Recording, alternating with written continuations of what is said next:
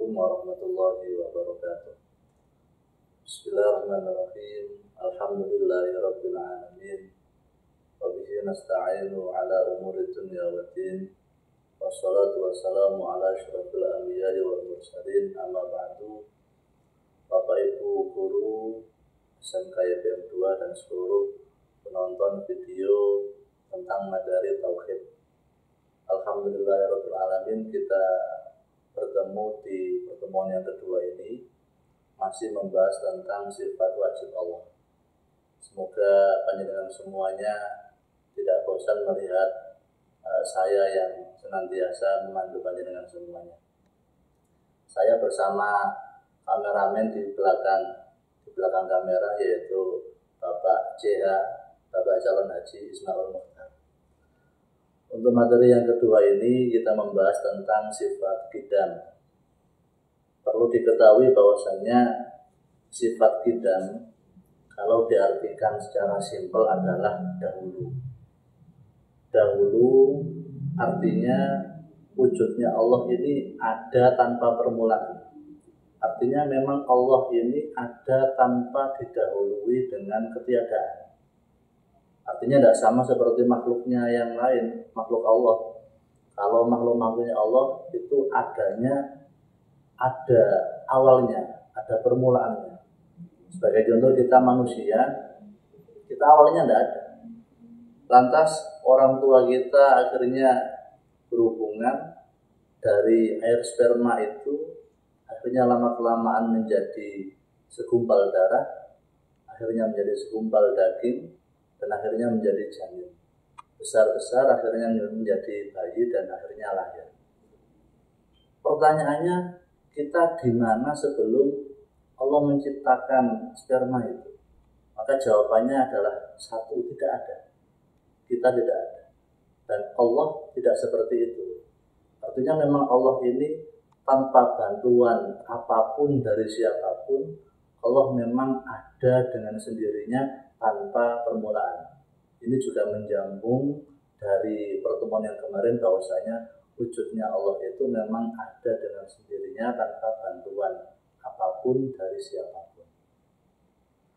Lantas untuk petunjuk, seperti yang kemarin telah kita bahas bahwasanya petunjuk atau dalil dalam ilmu tauhid.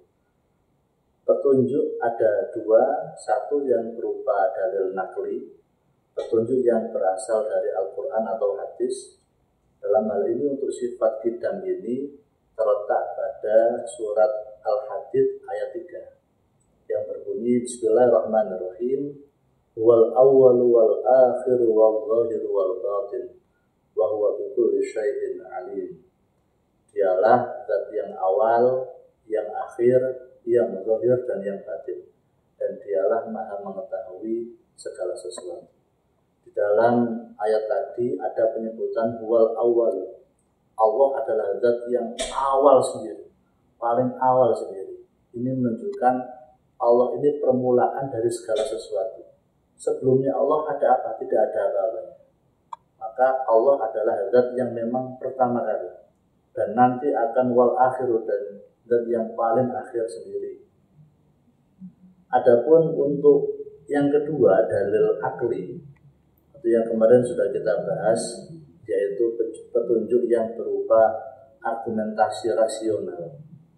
Disebutkan oleh para ulama ahli akidah, ahli tauhid, bahwasannya ketika Allah tidak bersifat qadim, ketika Allah itu wujudnya butuh permulaan terlebih dahulu, maka berarti Allah seperti makhluk yang lain.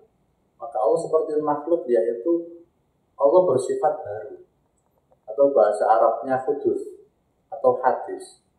Kalau Allah itu baru, maka berarti Allah butuh pencipta. Keberadaannya Allah berarti butuh pencipta. Dan penciptanya Allah itu, maka berarti butuh pencipta yang lain. Pencipta yang lain itu butuh pencipta yang lain lagi dan yang lain lagi sampai tak terbatas. Dalam ilmu tauhid ini dikenal dengan istilah tasawsul. Semuanya mustahil bagi Allah. Karena sekali lagi memang syaratnya menjadi Tuhan haruslah sebelum eksistensi adanya Allah itu, maka tidak boleh diawali dengan ketiadaan. Maka mustahil kalau Allah itu ada permulaannya. Kalau ada permulaannya berarti sebelumnya permulaan itu berarti Allah tidak ada. Dan ini mustahil bagi Allah. Dan kita tentunya selaku umat Islam malu kalau Allah itu ada awalnya, berarti Allah butuh orang yang menciptakan Allah. Allah itu berarti masih butuh kepada zat yang lain lagi. Pastinya kita akan malu punya Tuhan kok butuh terhadap orang yang lain. Nah, ini sifatnya Allah. Allah itu zat yang awal dan tidak butuh siapapun untuk membantu Allah. Mungkin itu dulu yang bisa saya sampaikan untuk penyampaian materi pada kali ini. Apabila Bapak Ibu ada hal yang perlu ditanyakan, silahkan bertanya. Sekian dari saya, kurang lebihnya saya mohon maaf yang sebesar-besarnya. Akhirul kalam. Assalamualaikum warahmatullahi wabarakatuh.